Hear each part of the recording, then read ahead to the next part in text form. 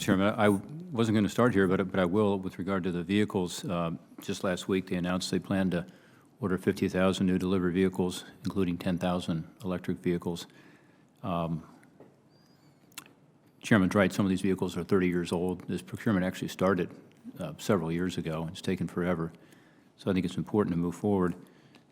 You both served on the boards of transportation organizations, I noted, and you've had to manage major capital expenses like this. What are your thoughts about this purchase? I will give you mine for what it's worth. I think they ought to be careful not to go down a track, Mr. Khan, you just implied this, or at least I inferred from what you said, where we're buying expensive new technology that's not proven out or the infrastructure is not in place. I mean, this is your fiduciary responsibility, should you be confirmed, to be sure the taxpayer dollar is being used wisely. So are there any pitfalls you'd advise the Postal Service to avoid in a major purchase like this? Maybe start with you, Mr. Khan. Thank you, Ranking Member Portman. Absolutely. So, Postal Service has like 250,000 vehicles today, and all those vehicles rely upon an infrastructure that currently exists, which is gas and diesel fueled vehicles. One of the main pitfalls is ensuring not only is that what you are buying is adequate to be produced, but also the infrastructure around it is sufficient. So if we buy 10,000 electric vehicles and we deploy them to Montana or to some rural parts of the country, there may not be the electrification of the grid to support these vehicles. And so I think a major pitfall is ensuring that all of the components needed for a procurement are in place. We've run into this problem many times where you may procure something, but you may not have procured the transportation of the thing you're buying. And so similarly with electric vehicles, ensuring that we have the infrastructure to support 10,000, or in this case, potentially even more electric vehicles is going to be, I think, a key pitfall that we need to be mindful of. Mr. Tangolini? I just would like to echo Mr. Khan's comments and say that the biggest pitfall in any long-standing procurement is rushing too fast ahead and getting ahead of the capability of the organization to absorb the technology. So what I would like to understand is how has the Postal Service planned for the accommodation of a change in this technology? We had similar experiences with natural gas buses and hybrid electric buses, and so the actual cost wasn't the vehicles itself, but the infrastructure, and then the need to make sure that the service ultimately that you're responsible for is being delivered. Because at its core, it doesn't matter what the vehicle is, as long as the mail is getting to people's residences. The question then is the cost structure. Have they thought through the implications of a long-term purchase, and how do they accommodate the eventual technology shift? I think these are all questions that a good active board is challenging the management to think through and respond to.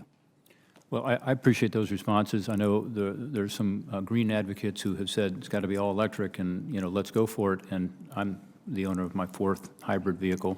I would have gotten an electric if it was available. The F-150 only comes in hybrid right now, soon electric. But, I just think your job will be to ensure that the money is properly spent. And so looking into the future is fine, but looking too far into the future means that, as Mr. Khan has indicated, and I think you have too indirectly, Mr. Tangolini, you could end up with a huge expense, either on the lack of infrastructure or on the maintenance and service side of this. So just being smart about it, I think, makes sense, and not being committed, to one path or the other, but rather, being sure that it's the right mix. On the Postal Service election reforms, during the 2020 election, there were lots of problems involving election mail. The Post Office chose to reduce processing capacity close to election deadlines, we were told. The UPS sent 46 letters out to 46 different states, including Ohio, by the way, saying that their state election rules were incongruous with the Postal Service delivery standards, meaning that ballots requested near the deadline under the state law would not be returned in mail by the time to be counted. I mean, that's a big problem. People vote and they expect their vote to count. So how can the Postal Service improve its role in federal elections? How can states improve their roles? What can we do in terms of a reform effort here in Congress? Mr. Tangolini, why don't you start on this one? Thank you very much, Senator. I think that the Postal Service should have a stronger connection with the states if the states are going to rely on its service for this vital democratic process. And I don't quite know yet enough about what happened then or how the Postal Service is thinking about it now. But I do commit that that's a repeat of that, of those outcomes, of that concern, would be something I would want to very much avoid if I get to be a governor. Ms. Khan? Thank you, Ranking Member Portman. As I just want to build upon Dan's answer. I think that the Postal Service statutory requirements are clear that there's a basic and fundamental service that needs to be fulfilled here, and I'd want to better understand the specific details and the current relationships with states to ensure that that basic and fundamental service is fulfilled. It seems like what happened in 2020 is unacceptable. However, I don't have access to all the facts at this point, but I'd really want to understand specific decisions of what led us here and making sure that that does not occur in future elections. We are working on some legislative ideas here, and we may be in touch with you all should you be confirmed about that. But I think it's important that the Post Office be frank with what their capabilities are, but also improve those capabilities going into an election season. The Postmaster General, some groups have called on President Biden to nominate governors who commit to removing Postmaster General DeJoy. Both of you, have either of you made any commitment regarding whether you would support the removal of the Postmaster General or not if you are confirmed? Mr. Khan? No, nobody has asked either. Mr. Tangolini? No, sir. Has anybody asked you that? No, no one has. No one's asked you to support his removal? No one has asked me to support his removal. Okay. With regard to the Postal Service reforms, the path to financial sustainability was a huge part of what we were trying to do.